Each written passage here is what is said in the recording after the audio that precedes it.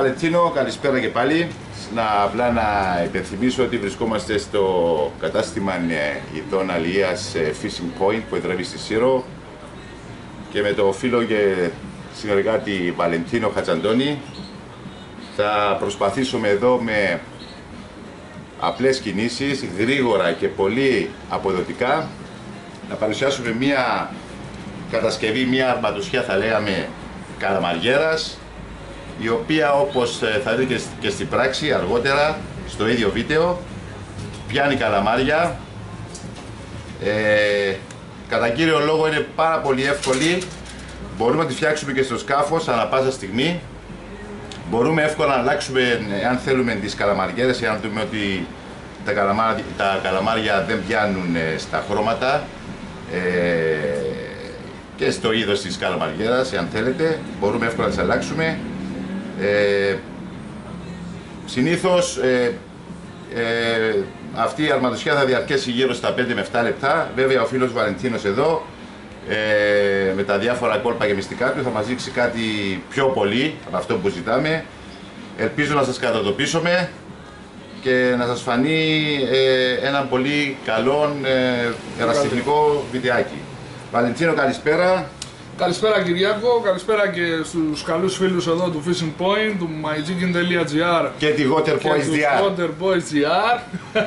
Φίλοι αδελφές σελίδες όλες αυτές που θα σας δώσουμε όσο καλύτερες πληροφορίες για πολλά είδη ψαρεμάτων, για να βοηθήσουμε και εσάς τους φίλους ερασιτέχνες ψαράδες να μπορέσετε να κάνετε πράξη τα όνειρά σας.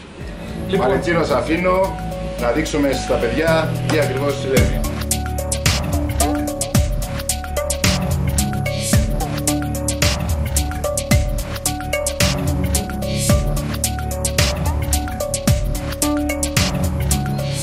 Λοιπόν, θα δείξουμε σήμερα μία απλή, γρήγορη αρματοσιά όσο καλύτερα γίνεται, γιατί τις περισσότερες φορές και ειδικά τα παιδιά που ψαρεύουν νύχτα θέλουν μία γρήγορη αρματοσιά σε περίπτωση που τους κοπεί ή χαλάσει, να την αντικαταστήσουμε για να συνεχίσουμε, γιατί ξέρουμε ότι τα καλαμάρια μένουν στον τόπο για λίγο χρόνο. Μακάρι να μπορούσαν να μένουν τα κοπάδια από κάτω και να μπορούσαμε να τα μαζεύουμε γρήγορα και αποδοτικά. Θέλω να τονίσω για αρχή ένα-δύο πραγματάκια στο ψάρεμα του καλαμαριού χωρίς να καθυστερήσω. Πρώτα απ' όλα είναι ο εξοπλισμός. Θα μιλήσουμε λίγο για το καλάμι. Ένα καλαμάκι αξιόλογο για τα καλαμάρια. Είναι ένα καλάμι καθητής. Κάποιοι θα με ρωτήσουν για λίμπρες. Παιδιά, δεν θέλει παραπάνω από 10-12 λίμπρες καλάμι, γιατί οι λίμπρες είναι και ανάλογες του νήματος που θα δουλέψουμε. Το νήμα λοιπόν που θα δουλέψουμε στο ανάλογο καλάμι, το οποίο, συγγνώμη να γυρίσω πίσω στο καλάμι, να τελειώσουμε με το καλάμι. Το καλάμι είπαμε να είναι τουλάχιστον 10-12 λιμπρών, μαλακό, max 250 γραμμάρια, με παραβολική μύτη, ώστε να κάνει απόσβεση στα τρομπαρίσματα του καλαμαριού, έτσι, χωρίς να είναι σκληρό και να μας σκίζει το καλαμάρι την ώρα που το ανεβάζουμε, και πόσο περισσότερο όταν έχουμε να αντιμετωπίσουμε κάποια ρεύματα. Τώρα, μια που είπαμε για ρεύματα, θα πάμε και ανάλογα στο νήμα που θα δουλέψουμε. Το νηματάκι πρέπει να είναι ψηλό. Παιδιά, μην φοβάστε, τα καλαμάρια δεν τραβάνε, δεν υπάρχει βάρος. Ακόμα και μεγάλο καλαμάρι και 3 καλαμάρια να πάρουμε, και ας είναι και του κιλού, δεν πρόκειται να μας ασκήσουν τόσο βάρος, ώστε να χρειαστεί ένα νήμα παραπάνω από 15 χιλιοστά. Έτσι, 0,15 χιλιοστά. Προσωπικά εγώ δουλεύω 13 με 15. Max 18, έτσι, αν τα ψαρεύουμε μέρα στα βαθιά. Δεν υπάρχει λόγος, προσπαθούμε να αποκλείσουμε τη γωνία του ρεύματος, άρα δουλεύουμε ένα ψηλό νηματάκι αντοχής, και καλύτερη επιλογή θα είναι ένα 8κλωνο που δίνει και περισσότερα κιλά στο 8κλωνο και επίσης μικρότερη διατομή, μεγαλύτερη δύναμη, έτσι. Τώρα το μοτεράκι μπορούμε να βάλουμε κάτι το οποίο θα ζυγίσει σωστά με το καλάμι, και επειδή είναι ένας εξοπλισμός που θα τον δουλέψουμε για ώρες, γιατί ξέρουμε τα καλαμάρια είτε θα τα δουλέψουμε για λίγο ώστε να πάρουμε γρήγορα ένα δόλωμο για τη συρτή μας, είτε θα τα δουλέψουμε για αρκετές ώρες για να πάρουμε καλαμάρια όταν τα ψαρεύουμε μόνο τα καλαμάρια. Άρα αυτό το καλάμι, καλά είναι όλος ο εξοπλισμός να είναι ελαφρύς, δηλαδή max μισό κιλό 700 γραμμάρια να το υπολογίσετε, και καλό είναι το μοτεράκι σας να ζυγίζει με το καλάμι ανάλογα, μην βάζουμε κανένα υπερογκώδες μοτεράκι, δεν υπάρχει λόγος. Ελαφρύς εξοπλισμός, παιδιά, δεν χρειάζεται για τα καλαμαράκια. Τώρα, νομίζω τα καλύψαμε όλα, είπαμε για το καλάμι, είπαμε για το μοτέρ, είπαμε και για το νηματάκι. Το νηματάκι επίσης, επειδή είναι ψηλό και όπως τα εργαλεία μας όλα θα είναι ψηλά, δεν θα χρειαστεί να βάλουμε πολύ μεγάλο μολύβι. Άρα δεν θα παραβολήσει το καλάμι και δεν θα έχουμε πρόβλημα στα ρεύματα ώστε να καταλαβαίνουμε τις τσιμπιές των καλαμαριών. Γιατί πολλοί λένε ότι τα καλαμάρια δεν τσιμπάνε. Παιδιά, τα καλαμάρια τσιμπάνε. Υπάρχει τσίμπημα του καλαμαριού. Υπάρχει μια επαφή, υπάρχουν κάποιες μέρες που είναι δύστροπα τα καλαμάρια, δεν τρώνε για τους καιρούς και για τους λόγους τους δικούς τους. Άρα εμείς πρέπει να τα προδιαθέσουμε με τα ψηλά εργαλεία, ακόμα και πονηρεμένα να είναι, να τσιμπήσουμε. Υπάρχουν κάποιες μέρες λοιπόν που απλώνουν το μακρύ πλοκάμι για να πάρουν το φαγητό τους, που ακουμπάνε την καλαμαριέρα. Εκείνη τη στιγμή, ακουμπώντας την καλαμαριέρα, όταν έρχεται σε επαφή, γιατί είναι το αισθητήριο όργανο αυτό, έτσι, ακουμπώντας την καλαμαριέρα πολλές φορές, μετά από 1-2 δευτερόλεπτα την αφήνουν. Εκείνη τη στιγμή εσύ μπορεί να το πάρεις στο καλαμάρι, νιώθοντας την τσιμπιά και με το ψηλό εξοπλισμό και με το μαλακό καλαμάκι. Φυσικό ανάλογο είναι, εφόσον έχουμε ψηλό εξοπλισμό, να δουλέψουμε και ψηλό παράμαλο. Το παράμαλό μας λοιπόν κατά προτίμηση είναι για εμένα από 30 max μέχρι 0,36. Το 33 και το 31 νομίζω είναι τα καλύτερα. Ανάλογα βέβαια με το ρεύμα και ανάλογα με το μέγεθος του καλαμαριού. Αν έχουμε να κάνουμε με μεγάλα καλαμάρια και το διαπιστώσουμε, καλά είναι να δουλέψουμε 33. Αν έχουμε να κάνουμε με μικρά καλαμάρια και πόσο περισσότερο όταν δεν θέλουμε, είπαμε, να τα πονηρέψουμε, και ειδικά για τους φίλους που κάνουν SLT, δουλεύουμε ακόμα πιο ψηλή. Και 31 έχω δουλέψει και 28 κάποιες μέρες.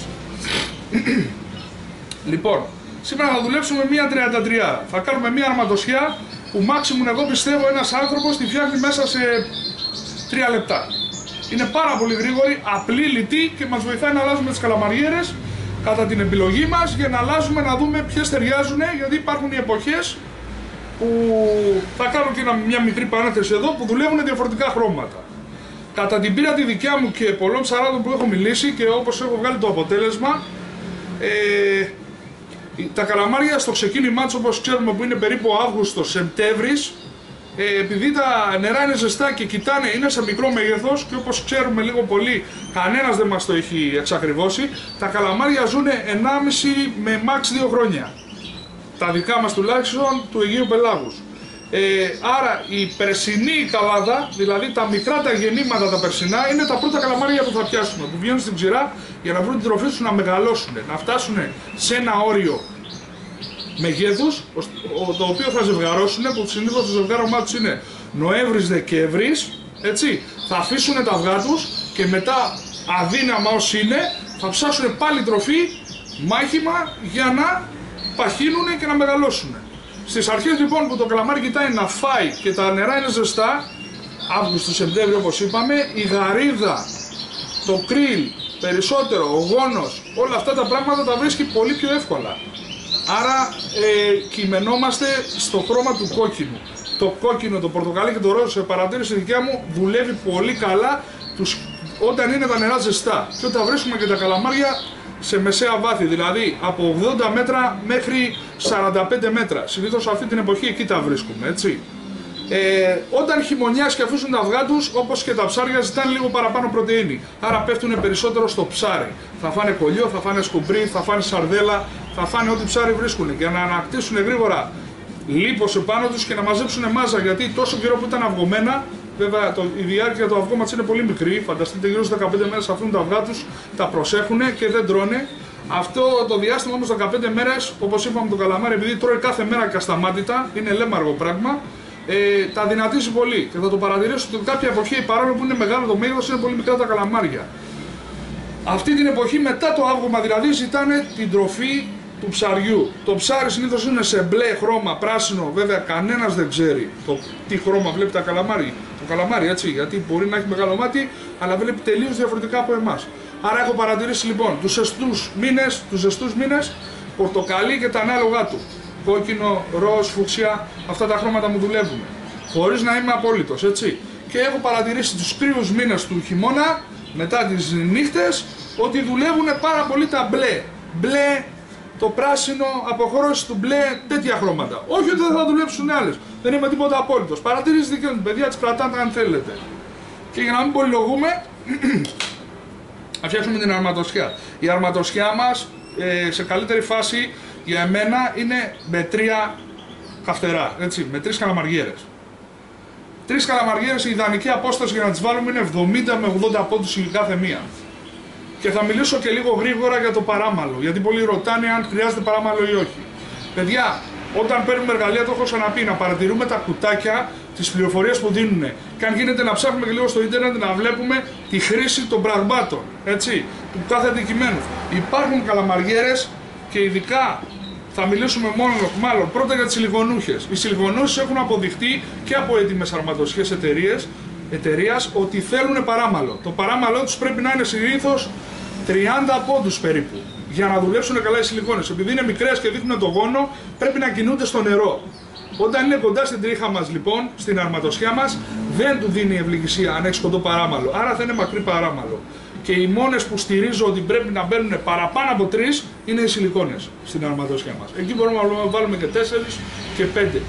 Λοιπόν, όσον αφορά τις άλλες, πρέπει να παρατηρούμε ένα πράγμα. Κάποιες εταιρείες δίνουν κάποια δεδομένα στις καλαμαριέρες. Υπάρχουν οι suspending καλαμαριέρες που είναι συνήθως στο μέγεθο των 2 εκατοστών, οι διάρες που λέμε, έτσι. Οι οποίες suspended σημαίνει τι, ότι έχουν μια φυσαλίδα οξυγόνου και μένουν στάσιμες. Άρα στάσιμες τι σημαίνει, ότι το κούνημα την ώρα που ψαρεύουμε πρέπει να είναι πολύ μικρό. Γιατί δουλεύουν μόνες τους. Και υπάρχουν και οι άλλες οι οποίες είναι βυθιζόμενες, τις οποίες θέλουμε λίγο παραπάνω κούνημα για να τους δίνουμε ζωντάνια. Έτσι, παρατηρήστε λίγο τα εργαλεία σας για να το δουλεύετε σωστά. Γιατί έχουμε εργαλεία και δυστυχώς δεν τα δουλεύουμε σωστά.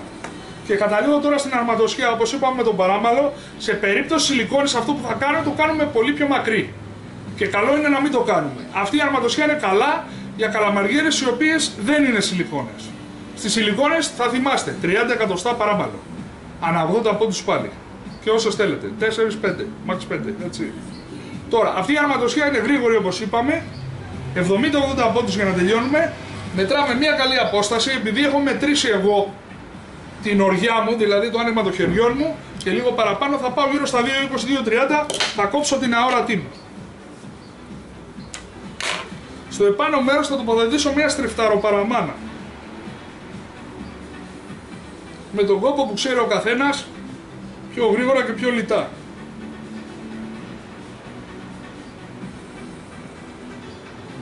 Πάντα σάλιος κόμπους. Λοιπόν, και έχουμε φτιάξει το πάνω μέρος.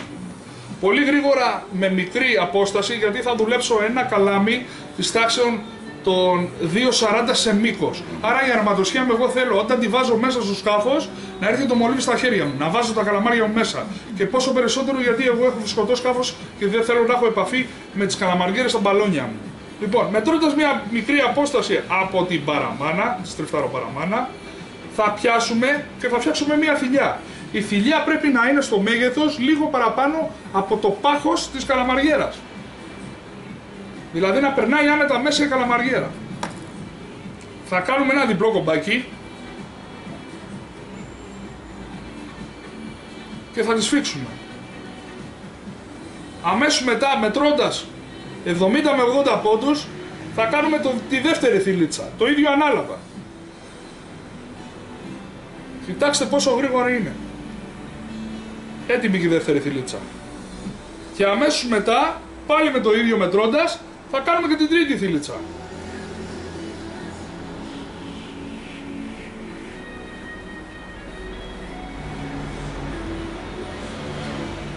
Και μένουμε εδώ. Οι θηλιές γιατί γίνονται, παιδιά. Περνώντας με το γνωστό έτσι και παλιό τρόπο τη θηλιά μέσα από το στριφτάρι της καλαμαριέρας και κάνοντας έναν κύκλο γύρω από την καλαμαριέρα, την περνάμε και θηλυκώνει ακριβώς με τον ίδιο τρόπο που κάνουμε στο μολύβι μας. Ο κλασικός παραδοσιακός τρόπος.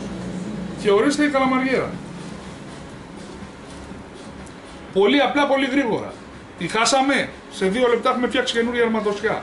Έτσι ανάλογα βάζουμε και τις άλλες 2.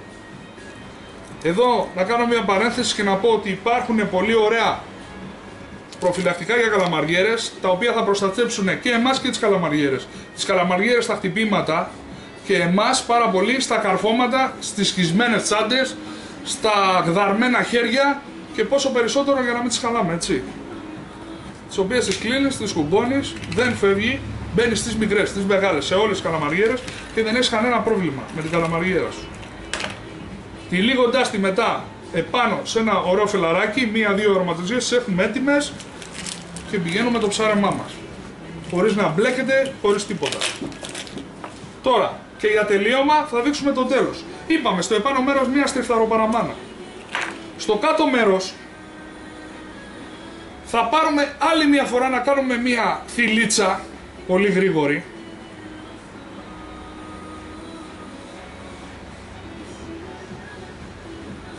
Τώρα, στη συγκεκριμένη περίπτωση, όπως είναι η θηλίτσα, βλέπετε ότι με αυτόν τον τρόπο δεν λύνει η θηλιά, έτσι. Θα κόψουμε τις δύο άκριες και θα μείνει μόνο ο κόμπος μας. Γιατί το κάναμε αυτό? Ξέρουμε πολύ καλά ότι οι καλαμαριέρες, έτσι, ειδικά οι ποιοτικές, είναι λίγο ακριβές. Καλό είναι να μην τις κάνουμε. Έχουμε πάρα πολλές φορές μπλέξιμο του μολυβιού στον πάτο. Για να το αποφύγουμε αυτό, θα κάνουμε αυτό το κομπάκι. Μα γιατί να κάνουμε αυτό το κομπάκι? Γιατί ξέρουμε πολύ καλά ότι το πρώτο ζόρι όταν το φάει θα ανοίξει τον πρώτο κόμπο. Άρα με αυτόν τον τρόπο φεύγει η μολυβαριά μας και δεν χάνουμε τις καλαμαριέρες. Το οποίο είναι πολύ σημαντικό για εμάς, έτσι, και για την τσέπη μας. Τώρα, μετά το κομπάκι βάζετε άλλη μια στριφταροπαραμάνα για να τη βάλουμε στο μολύβαν μας, γιατί υπάρχει περίπτωση το μολύβι να μην έχει στριφταροπαραμάνα. Καλό είναι να μην βερινιάζει, να μην έχουμε μπλεξίματα. Και έτσι τελειώνει η αρματοσιά. Μια πολύ όμορφη αρματοσιά, πολύ γρήγορη, χωρίς πολλά πρόσθετα, γιατί και τα καλαμάρια βλέπουν καλά, έτσι. Άλλωστε το ξέρουμε πολύ καλά, το μάτι του καλαμαριού και του λούτσου είναι τα πιο μεγάλα, έτσι λέγανε οι παλιοί, της θάλασσας. Απλή, λιτή, με αόρατη τριχούλα. Δεν χρειάζεται υπερβολές, πιο χοντρές τρίχες κτλ. Ούτε στριφταροπαραμάνες να βάζουμε πάνω, ούτε τίποτα. Και επίσης να πω κάτι, έτσι, που το έχω πει και άλλες φορές με την αόρατη. Παιδιά, μετά από 2-3 ψαρέματα να τις αλλάζουμε τις αρματοσιές μας. Γιατί όσο καλή και αν είναι η αόρατη μας, λόγω του αλατιού φθήρεται και πάβει να είναι αόρατη. Και προσοχή, έτσι, το μόνο μείον είναι ότι τη μίξα του καλαμαριού κάθε φορά που ανεβάζουμε να σκουπίζουμε λίγο την τριχούλα μας, να μην μένει επάνω. Γιατί πολλοί φίλοι μου λένε δεν έβγαλα εχθές και βλέπω τις τρίχες τους και είναι μαύρες οι τρίχες.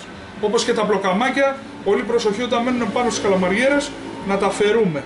Έτσι, να μην μένει καμιά βεντουζίτσα, οτιδήποτε, γιατί τη βλέπει διαφορετικά το καλαμάρι και του φαίνεται περίεργο. Και, και καλό πλήσιμο. Και καλό πλήσιμο. Όταν γυρνάμε σπίτι, γλυκό νεράκι. Πολύ γλυκό νεράκι, ξέπλυμα καλό και για το στριφτάρι και για τις βελονίτσες της. Έτσι. Και παιδιά, φρένα στα καλαμάρια, έτσι. Πολλοί μου είπαν το ανεβάζω μονοκόμματα. Φρένα, ανοιχτά φρένα. Στο μοτέρ μιλάω πάντα, έτσι. Μπορεί κάποια στιγμή το καλαμάρι να είναι εκνευρισμένο. Να σου πάρει τα κάτω, γιατί να το χάσεις. Άστο να πάρει και ένα μέτρο. Παίζουμε με το καλαμάρι, το ψαρεύουμε, έτσι. Μου λένε πολλοί ανοίγουν οι βελόνες. Οι βελόνες δεν πρόκειται να ανοίξουν άμα δεν το κοντράρεις. Και ένα ψάρι, άμα πιάσεις, θα σου ανοίξει τα κλείστια όταν το κοντράρεις. Το καλαμάρι είναι το ίδιο, πόσο περισσότερο που είναι μαλακός αλάστιχο, έτσι. Και να πούμε και ένα τελευταίο tip, γιατί υπάρχουν ένα-δύο τυπάκια γρήγορα. Υπάρχουν κάποιες καινούριες καλαμαριέρες, οι λεγόμενες θερμικές. Οι θερμικές καλαμαριέρες ξέρετε ότι κρατούν κάποιους βαθμούς θερμοκρασία περισσότερο από τη θερμοκρασία της θάλασσας. Το καλαμάρι όμως με το βιονικό του εκεί μάτι τα βλέπει αυτά τα πράγματα, έτσι, τα ανιχνεύει. Για να δουλέψουν όμως, επειδή κάποιοι πήραν και μου είπαν ότι δεν δουλεύουν οι καλαμαριέρες, χρειάζεται ένα εργαλείο. Το εργαλείο αυτό μπορεί να το έχετε πολύ, αλλά ειδικά στις θερμικές καλαμαριέρες δουλεύει πάρα πολύ. Αυτό είναι ένα UV φακουδάκι, αυτό το μπλε το φωτάκι που έχουμε. Βάζοντας το επάνω, επειδή το πανάκι της συγκεκριμένης καλαμαριέρας θερμαίνεται με αυτόν τον τρόπο, τραβάει τη UV ακτινοβολία, έτσι, την οποία τη νύχτα δεν τη βρίσκουμε γιατί η UV υπάρχει μόνο στον ήλιο. Ζεσταίνεται κιόλας. Άρα δεν χρειάζεται να την κρατάμε στο γερμανιζιάζο στάδι. Τις κάνουμε δύο περάσματα, έχει αποκτήσει θερμοκρασία, τη ρίχνουμε και δουλεύει άριστα. Βέβαια το ίδιο το φακουδάκι πρέπει να το δουλέψουμε σε όλες τις καλαμαριέρες. Για μένα ιδανικό είναι από μακριά στις άλλες καλαμαριέρες. Γιατί τις κάνει τόσο πολύ φωτεινές που τρομάζει τα καλαμαριά να τα βοηθάει. Και ένα τελευταίο τυπάκι είναι τα fish attraction. Παιδιά, τα fish attraction σε δύσκολες μέρες μου έχουν δώσει πολλά καλαμάρια. Και ειδικά κάποιες μέρες που θέλω γρήγορα να πάρω καλαμάρια πάνω να κάνω τη συρτή μου. Τι είναι τα fish attraction? Είναι κάποια υγρά τα οποία τα ψεκάζουμε πάνω διάφανα, όχι άοσμα. Πολύ ωραία, δεν είναι απόλυτα ελαιόδες, είναι ελαιόδες αλλά φεύγουν μες στη θάλασσα. Δεν χαλάει την καλαμαριέρα, δεν τη φύρει, δεν τη σκουριάζει. Βοηθάει στο να δώσει άρωμα στην καλαμαριέρα. Συνήθως είναι συμπυκνωμένα αμινοξέα κάποιας εταιρείας, τη συγκεκριμένη εταιρεία του φίλου του Θοδωρή της Grief, έτσι. Με άρωμα σαρδέλας, με άρωμα γαρίδας, με άρωμα καβουριού, που βοηθάνε πάρα πολύ στο να ελκύσει το καλαμάρι να πάει να φάει. Και ένα πολύ σημαντικό που μου το είπανε φίλοι ήταν, όσο και να σας φαίνεται παράξενο, ότι διεγείρει το καλαμάρι στο να φάει το άρωμα του σκόρδου. Το σκόρδο κάνει ζημιά, παιδιά.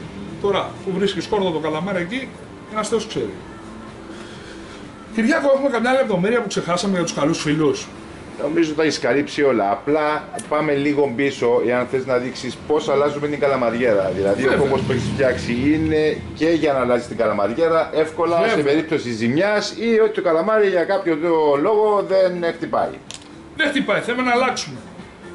Με τον ίδιο τρόπο, και επίσης θα σας βοηθήσει πάρα πολύ σε περίπτωση που θέλετε να βάλετε μικρές καλαμαριέρες, υψηλή τριχούλα που είπαμε.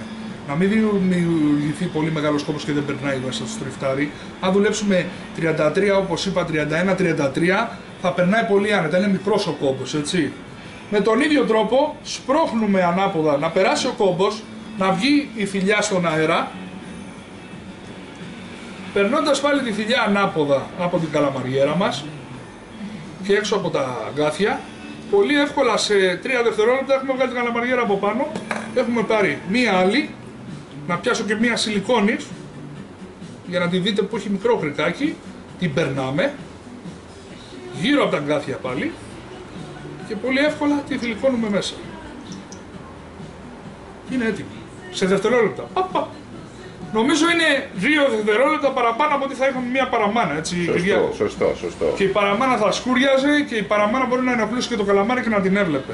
Στο σκάφος θέλουμε να είναι όσο πιο δυνατό γρήγορα, έτσι, να μπορέσουμε να αλλάξουμε και να συνεχίσουμε το ψάρεμα. Και οι αλλαγές, σωστά. Να πούμε επίσης ότι, εντάξει, τα έχεις πει και πριν, ότι τα χρώματα που έχουμε δει εμείς ότι χτυπάνε μέχρι στιγμής τα καλαμάρια, θα πούμε ότι εποχή, ναι.